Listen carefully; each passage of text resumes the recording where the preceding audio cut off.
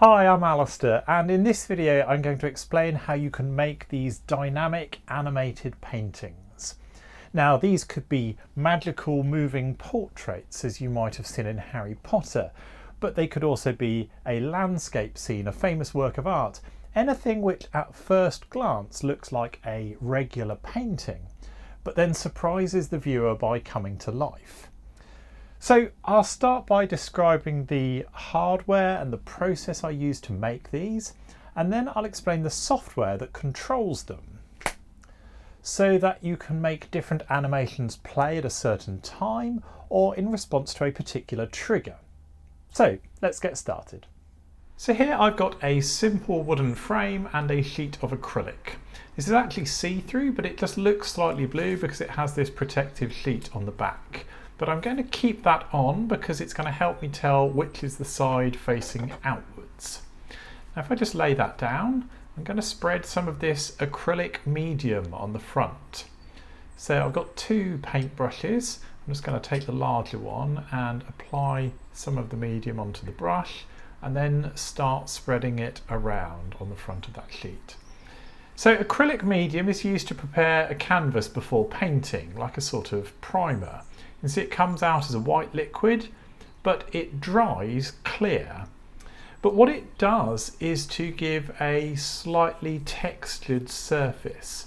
So when we paint this sheet and then place it in front of a monitor, it's going to sort of distort the image slightly through the pattern of these brush strokes I'm making. So what I'm going to do first of all, I'm just going to cover the whole sheet using my larger brush here, making sure I just go up to all the edges so that every part of the sheet has got something on it. Now I'm going to take a finer paintbrush and just sort of add some details in. So you can use different directions of brush strokes, you can use different lengths of strokes, you could put in swirls or dabs, whatever you want. Imagine that you were actually painting a canvas. So I'd say that's finished, and if I just hold that up to the camera you can see the brushstroke patterns that I've made. Now once the medium dries it will look like this. You can see it's transparent but textured, and it also slightly distorts the image as you look through it, almost like frosted privacy glass. Now if I just get my frame back and turn that over, and also remember to turn my acrylic over because I want the textured side to be facing outwards. And I'm just going to slot that into the corners. Then I'm going to take a PC monitor and place that into the frame behind it. Now this is actually one of the same monitors I used in my last video, so it was salvaged from a recycling centre.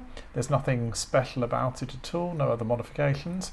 Now if I flip that over, you'll get an idea of how that looks.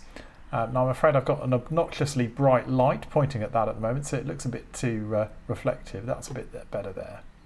And now when the monitor is on and displaying an image, see how those textured brush strokes appear. It kind of ages the image, makes it look almost scratched on the canvas. And that's great if you're showing a painting like The Girl with the Pearl Earring by Vermeer, like this. You want it to have that antique look about it.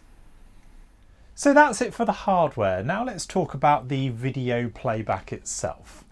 Now in my last tutorial on this channel I demonstrated how you could use a looping video display to create different environmental lighting effects. And if you just want to create an animated painting that loops around, you could use exactly the same approach here. So a few tips on how to do that. Firstly, if you can, you'd want to disable the backlight on your monitor. So you want the painting to appear as if it's being illuminated from the front by a light source in the room. You don't want it to look like a monitor that's emitting light into the room. You want the painting to look as flat as possible. And another way you can do that, in addition to having the textured effect on the sheet in front of the painting, is to digitally edit the source image so that it includes a kind of a semi-transparent overlay of a canvas texture. That's going to be another way of enhancing that appearance of a physical painting. Now you'll need to tweak the brightness and the contrast settings of the monitor. An old painting like this, the colours are going to be a lot more faded, so you'll want to reduce the contrast. The brightness setting, well, that's going to depend a lot on the ambient lighting in your room, so you'll just really need to play around with that until you get something that looks right. Now, you don't need to create these videos at a high resolution at all. You're trying to recreate an analog image here, basically. So unless you're trying to create a huge painting, there's really no need to create your video at 4K resolution or anything like that. 720p or even less is absolutely fine. And you also don't need any expensive software to create these. There's plenty of really great free video editing software you can use, or you can use one of the various AI generation services online, which is what I use to create these animated images here. Now, once you've created your video file, you can save an MP4 file onto a USB stick, and you can play that back on the monitor using a media player. It might be that your monitor actually has a USB input on the back of it already, in which case you don't even need any additional hardware. You can play the video back directly just straight through the monitor. But if you wanted to use one of these portraits in an escape room, say, you probably want to be able to control when the video starts playing. Now, that might be when some sort of input or sensor is activated. I clicked my fingers earlier to make this picture start and stop. Or perhaps you want to have several different animated clips and apply some sort of logic as to which one plays. And to do that, we need a controller. Now, you could use a Raspberry Pi. They have a built-in HDMI output, and it's easy to write a Python script that plays a video file when a button attached to a GPIO pin is triggered, for example. In fact, here is that script. Now, you could also use a PC, but it doesn't need to be a full-size desktop or laptop either. Something I've just started using a lot more of are mini PCs or NUCs. These are not much larger or more expensive than a Raspberry Pi, but they're significantly more powerful. They can run Linux or Windows. So if you wanted to output a video at a high resolution, or perhaps you wanted to animate multiple paintings from a single controller, that's an option. Some of them have up to 3 different display outputs, and they've also got 8 USB inputs. So you can have a playlist of clips, and you can select which one to play based on an MQTT message or a URL request to the controller over Ethernet or Wi-Fi. But if you watch many of my videos, you'll know that I love Arduinos and ESP32 microcontrollers. Now, neither of these are powerful enough on their own to stream video playback to a display like this. But what they can do is to trigger a media player called a Sprite. And because there's so many sensors that you can easily connect to an Arduino, that makes it really easy to add interesting ways to interact with the painting. So let me show you an example. So here I've got a large painting of a Renaissance lady holding her hand up, and all I'm going to do is raise my hand and wave back at her. And when I do that, you see the painting changes. Now, if I wave at her again, nothing's going to happen anymore because you can see she's changed her gesture. She's now pointing to the left. So all I'm going to do now is copy her again. And as I wave my hand to the left, you see the painting changes. So what I'm effectively doing here is I'm playing a game of Simon, copying a painting. And so long as I get it correct, in this case, so I need to move my hand up again, we advance to the next frame of the painting. And so you can imagine this being a sequence of instructions that players need to follow. And if they get them all correct in a row when they reach the final frame, perhaps a relay is energized, releasing a maglock or something like that. Now, the way this works is through this little sensor at the bottom of the frame here. This is a PAJ7620 gesture recognition module. And it can detect a certain number of movements from my hands in front of it. It can detect forwards, backwards, left, right, up, down, clockwise and anti-clockwise motions. And so long as the player copies the current stage that we're up to, what it's doing is it's advancing the video onto the next frame. So let me show you how that's wired up. So the gesture sensor on the front is connected through these cables. This is an I2C connection to the ESP32 controller here. And then I've got a serial connection that sends commands to the Sprite Media Player here. That's got a video file saved on this SD card, which it plays back through this HDMI cable to the monitor. And here's a fritzing diagram just to illustrate that a bit more clearly. And here's just an example of the code that you can run on the ESP32 that will cause different video files to play based on gestures recognised by the sensor. So starting at the top, as I mentioned, the PAJ7620 uses an I2C interface. So we include the wire library, which is included as part of the Arduino IDE, and that's used for interfacing with any kind of I2C device. We then also include this library here, which has some functionality specific to the PAJ7620.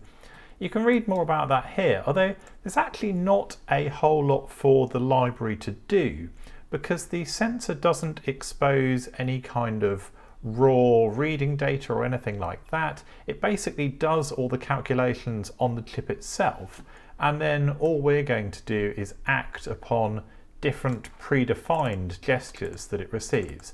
So it's not possible to add additional gestures into this code here. You have to work with what is exposed by the sensor.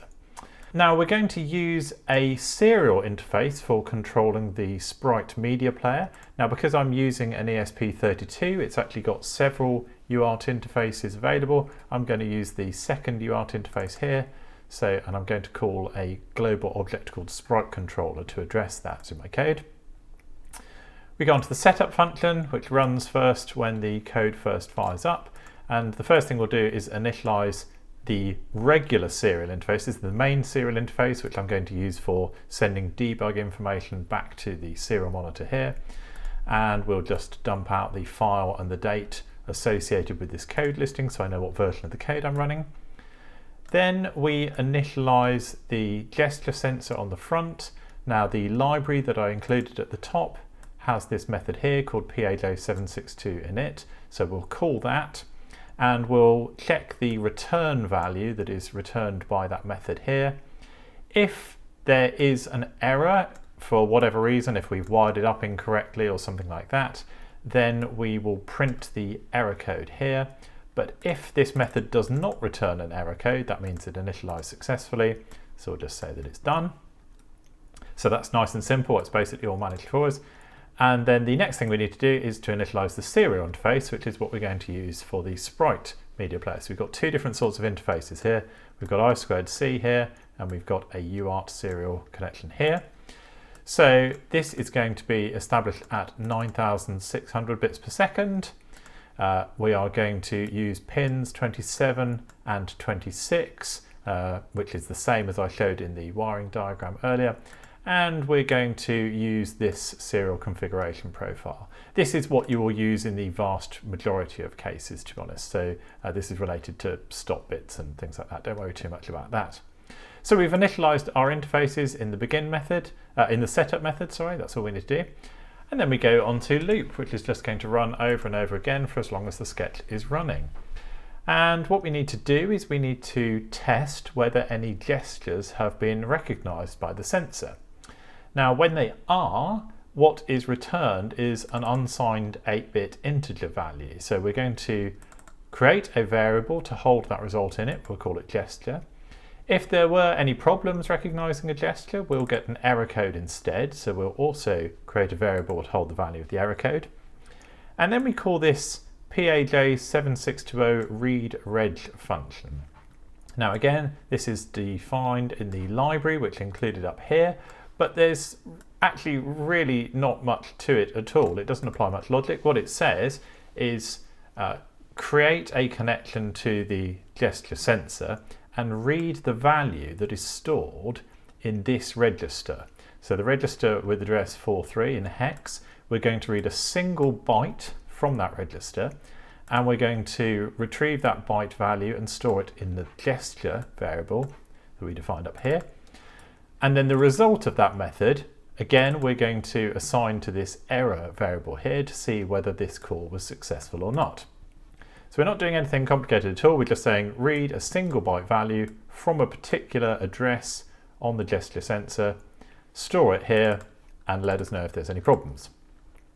Now, if we were able to run this method successfully, that means that there has not been an error value assigned, so we'll use the exclamation mark here for negation.